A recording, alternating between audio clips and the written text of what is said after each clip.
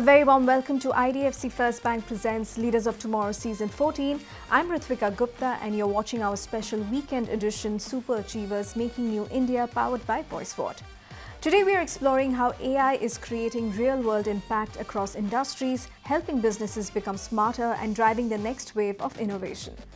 On the show tonight, we'll be featuring Mashal Dhawan, CEO Asia SEW, and in the second segment, we'll be speaking to Rishi Pardal, Co-Founder and CEO Biopeak, and Shiva Subramanian, Co-Founder and CIO Biopeak.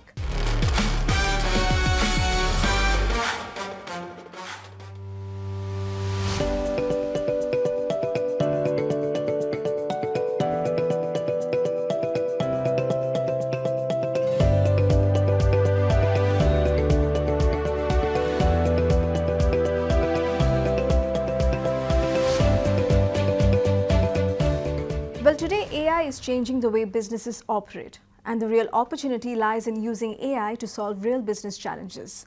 One company putting that into practice is SEW, transforming the energy and utilities sector with purpose-built vertical AI platforms, helping enterprises become smarter, more efficient, and customer-centric. To understand what this means for the future of enterprises, we are joined by Mashal Dhawan, CEO Asia SEW. My colleague Ashish Parikh brings you this conversation.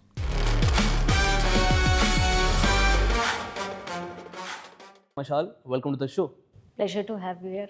Like I mentioned, when everyone talks about AI, usually it's all the artificial, superfluous stuff that we talk about, the products and the releases and the technology integrations, but not much is spoken about in terms of energy, in terms of infrastructure. Just help me understand what SEW.AI is about and what's that unique problem, if there's anything that you're solving. SEW, we are a purpose-driven vertical AI platform company. Right. With our vertical AI platform, we are helping utilities transform the way the customer workforce and the business experience energy and water in their daily lives. Today on our platform, we are connecting more than 1.5 billion people in across 47 countries and through partnerships with over 470 utilities. And I think the unique problem we are solving today is the one that industry has been facing through decades, which is fragmented systems. There are data running in silos, and then there are operational inefficiencies. So with our approach, we are helping utilities, connect the entire ecosystem, which is your customer, workforce, and grid, all into one single integrated unified platform. And we are helping utilities, deliver personalized experience to its customers and improve the operational efficiencies. But ultimately, the goal is to make life simple and better for the communities they serve. Just help me understand how AI really is transitioning or changing the energy or even the clean water energy sector. Just give me an overview of it. When we talk about energy and water, they are responsible for very important infrastructure. Yeah. And this is where AI plays a very critical role. And we feel that, it helps the utilities, make real-time decisions. But at the same time, with our philosophy, the generic AI, it fails because we know that generic AI doesn't have that domain intelligence, or it does not understand how the energy and the water systems behave, because it does not have that regulatory understanding. And this is where we bring vertical AI, and we feel that AI is very important. And this vertical AI is a specialized approach where our platforms are trained on the utility-specific data models. They are trained on the energy and the water data. It understands, vertical AI understands that how the customer behaves or how the grid behaves today. And this is where, that specialized approach is required to transform any data that we are getting from the utilities or for the customer data into real-time intelligence, ultimately, given to the customers with the real-time insights. How is your, people plus vertical AI approach different? Like, how does it curate solutions and also make it easier for industries to adopt it? We know that our vertical AI platform, it is trained on the industry intelligence. It understands how the energy and the water systems behave. So this is where it helps solve those unique complexities of the industry. So what really sets us apart is the combination of, industry expertise as well as the human intelligence. Again, these are the things which are guided by our own core values of compassion, innovation, and sustainability.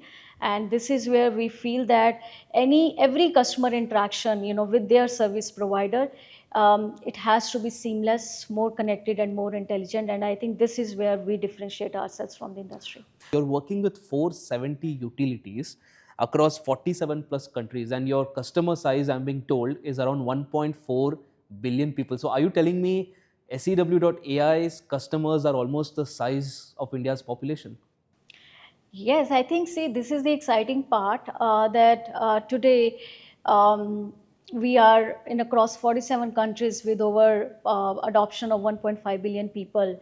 With our platforms, we are helping those, every customer connect on our platform and get engaged and, bring that value for the service providers to give them those transformational experiences, I And would it's a say. massive, power that you have with the fact that you've got such a massive customer size, and with power comes responsibility.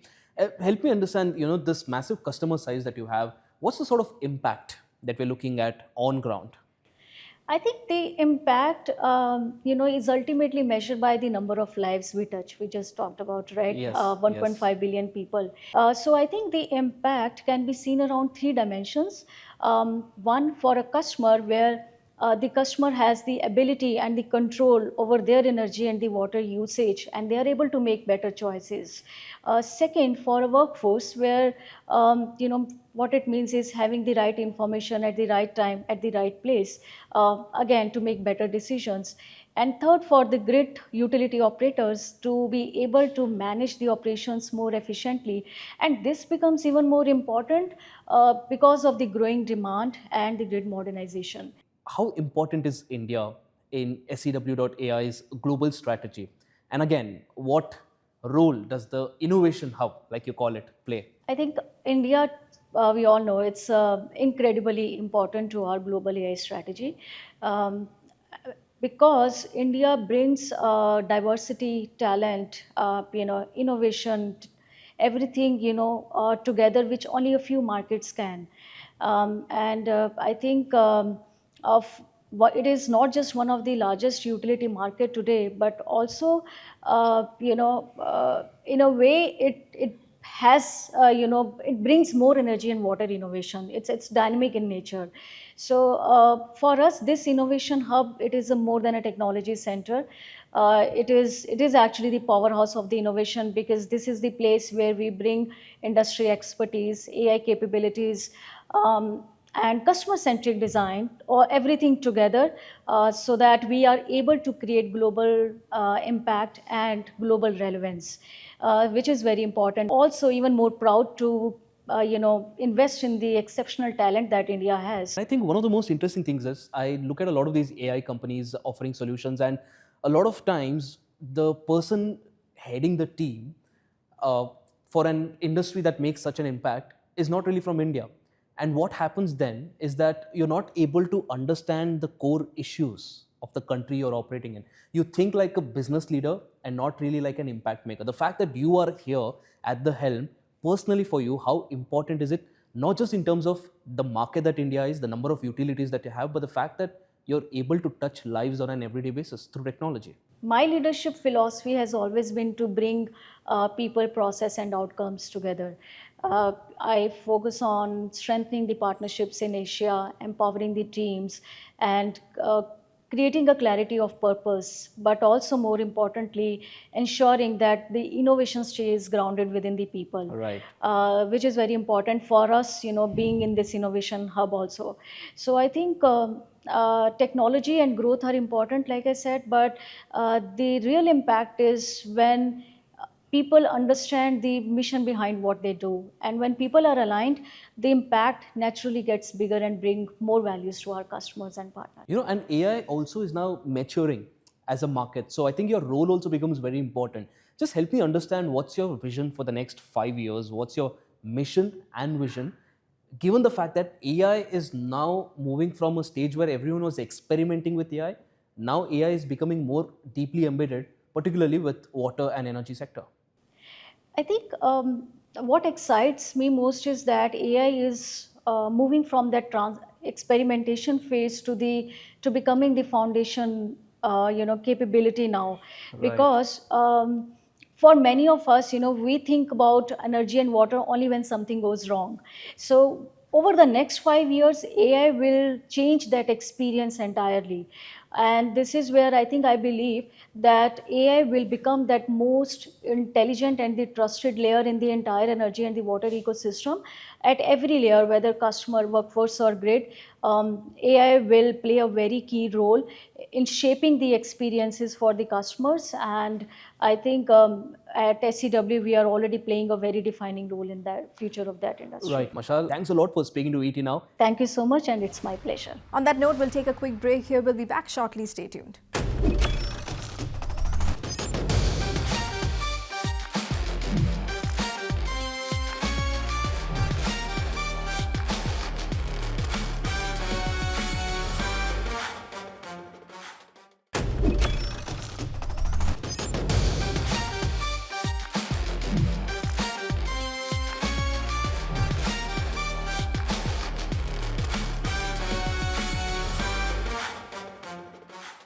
Welcome back to IDFC First Bank presents Leaders of Tomorrow Season 14. You're watching our special weekend edition, Super Achievers Making New India, powered by VoiceWhat. In this segment, we are turning our attention to the future of healthcare innovation. Now, healthcare is one sector that is undergoing an AI-led transformation of its own. And that's where Biopeak comes in, a health tech company leveraging AI and changing the way we think about preventive healthcare.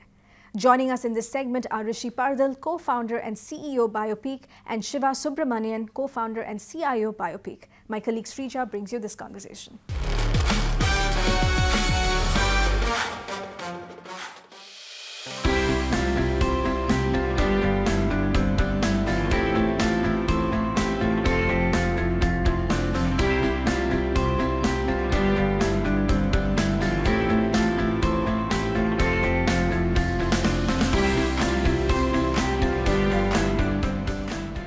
Thank you for joining us on this special episode. I would like to begin asking about the story of Biopeak, right? I understand it started from your personal health challenges. So tell us first about how did you all come together and what really was the core logic behind Biopeak? Yes, I've been a corporate executive all my life and living across the world, living an irregular lifestyle, lots of stress, travel, time travel. Right. And I guess it all caught up with me after 27 years. So somewhere in October 22, I went for a regular health checkup and was told that some of my markers are out of range and that I should start eating statins due to my family, sort of health concerns. And that didn't suit me. And I ended up in hospital with a strong recommendation to do a surgery and to remove my gallbladder. I was about 47 or 48 at that time, and I was not convinced that I should do this. And I scoured the world for solutions, didn't find any. And then I remembered Shiva, who's now my co-founder, and I had met him in 2020 when I returned to India. And he had given me some very interesting insights about my body based on some metabolite testing. And I never knew him before that. So I went back to him and we worked together to solve my problem without the surgery. And we liked that approach so much that we formed the company. And Biopeak was really a result of my personal conviction that a predictive and preventive approach to healthcare was the need of the hour. From my perspective, it's quite interesting because the human being is an organism and he's soaked in this environment. But there are two things that then make a difference, right? It's the environment that's working on the organism and that all the elements inside the organism. So like Rishi was saying in his situation over here, he was high stressed, executive, time travel. One wonders what that does to the cells in the body. And that's the perspective that we began to look at it from. So what we actually did is we went back and we looked at why that initial problem, where it could have started. And what we did is began to triangulate what that could be. So that's how we began to construct this whole iteration and testament to the fact that we both are here, that obviously worked out rather well. Well, obviously, but I want to understand, did you undertake that surgery? No. Well, Okay, that's the point. I'm still normal. I live a active lifestyle, and that's the point, right? Today we are at a, let's say, moment in history when advances in regenerative medicine, in AI, in wearables, in medical technology have reached such an advanced state that it is possible to harness all that power very precisely for one individual. Let me take it to Rishi. For someone walking into Biopeak for the first time, what is different about the experience, and why did you feel the need to bring especially diagnostics, AI, nutrition, longitudinal care all together under one roof? So when somebody comes to Biopeak, we first of all do a deep diagnostics, right? We will connect your genetics with your, sort of epigenetics, with your blood markers, imaging, make a comprehensive picture of all the aspects of your being. And from then on, the team will look for linkages, for causes, for issues that may be manifesting themselves, and then create a holistic protocol, right? And that protocol will cover all aspects of your life. And that's why you need this cross-functional team, you need the deep testing. And there are lots of people out there who will do either one or the other test, or maybe even all the tests. But nobody goes beyond that and connects all of that and gives you a protocol and then stays with you while you execute that protocol, right? So we will bring all that data and not just dump it on you, but actually synthesize it for you and then work with you to improve those markers over time. And sometimes it may require multiple iterations, but we are with you. So I think the important thing and the difference between Biopeak and everyone else is that outcome-based holistic diagnosis and then the optimization and the regeneration. And that's really the vision with which we created this company. Absolutely. What are your thoughts on that, Shiva? I agree with Rishi. I think that the idea of full stack health means that you have to have everything under one roof. Because if you think about it, I go to a nutritionist somewhere, I go to a strength and conditioning coach somewhere. If I have to do all of that and nobody's speaking, then how will I get a solution that's actually synthesized? And there's another interesting thought, right? If I'm not in the same room as the person who I'm with, imagine that people think exercise is good. Say I'm already stressed, and then I'm doing some high intensity training. Now, that means you just skyrocketed your cortisol every day and you're going to crash. Right. So if you think about a team that doesn't speak to each other every day on every case, then how are we going to get like an outcome that's based on the wisdom, right, of a collective? You know, Rishi, the Indiranagar Center, I understand it's a milestone as far as Yes. Biopeak is concerned, right? I want to understand, what does this facility represent for you all, for Biopeak, and what were you trying to build when it all began? Yeah. So actually the Indiranagar Center, if we think about it for us, is a mix of everything, right? So it's got the deep diagnosis like the DEXA machine, it's got the ultrasound, it's got the ability to do various tests, but equally it has a number of things like the biodensity machine, or our lymphatic drainage therapies, or the VO2 max training that helps to optimize people depending on their need. And eventually, in the fullness of time, it will have a lot of the regenerative therapies as well, right? So the whole idea is it's a one-stop shop where people, after their diagnosis and they get their protocols, can then go and work physically with our teams to drive that journey of improvement.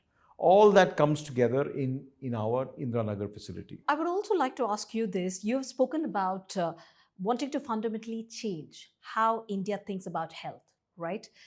In terms of aging, I'm talking about. Now, if Biopeak succeeds, what does the future look like? Because you were telling me something about, always people spoke about going to the doctors or to the hospitals, but it's time to think about wellness and prevention. But from here on, what does the future look like? So I'll just convert your if into when. When Biopeak succeeds, it will be the way all healthcare is actually thought about, right? The objective is to allow people to live a full life, to be able to enjoy their activities, to push their bodies to the limits, to really enjoy life to the fullest in what we call as health span, right? Number of years that people can have quality of life rather than just quantity of life, right? So our vision is to optimize health span for people, to make sure that they can, live a full life to the extent that they want to.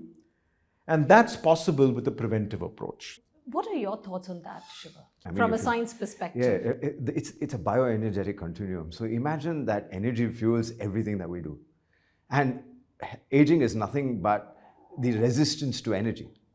Because energy enables activities, energy enables thought, energy enables any kind of action that you want. Energy enables emotion. Energy keeps depression away. So if you look at what bioenergetics is all about, it is about keeping the biology of the body in an energetic state with a lack of oxidative stress, with the free flow of electrons, which means healing is possible, and all of that is possible. So for me, the future is about the continuum of energy, right? And if you have this scientific continuum of energy, because then you look at it as a physics problem, that's what we're enabling. Okay, right. One last question before we close this. I want to understand that Biopeak sits at the intersection of healthcare. We're talking about science and then technology as well. Why do you believe this category is attracting growing attention from especially investors, researchers, and healthcare leaders alike? I think there is a lot of attention that this sector is getting because people do believe a different way of optimizing health for individuals and society is possible. It will drive productivity. It will reduce, as Shiva said, friction. And it will allow people to live life for the fullest.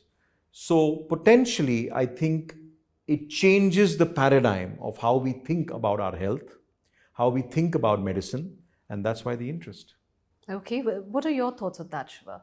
It's also the synthesis of information. We have the ability not only to synthesize information, but to actually visualize it with the advent of AI. And the technology that we have right now is incredible.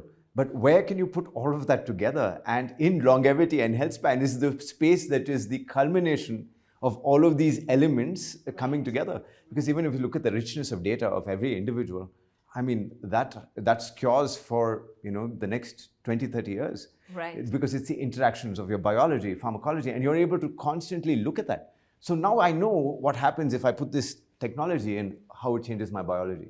What happens if I put this particular pharmacy in this body changes from that body? Why? How do we solve for these things? So research is going to be ripe for this kind of work, right? And imagine this 50 GB of data that we have all integrated, synthesized, and more than that, interpreted. I think that is what's the big change right now, right? Well, with that, we come to an end of this conversation. Thank you, gentlemen, for joining us on this special episode. Thank you very much. Thank you. And with that, it's a wrap on this edition of IDFC First Bank Presents Leaders of Tomorrow Season 14. We hope you enjoyed the conversations. Thank you for watching. Goodbye.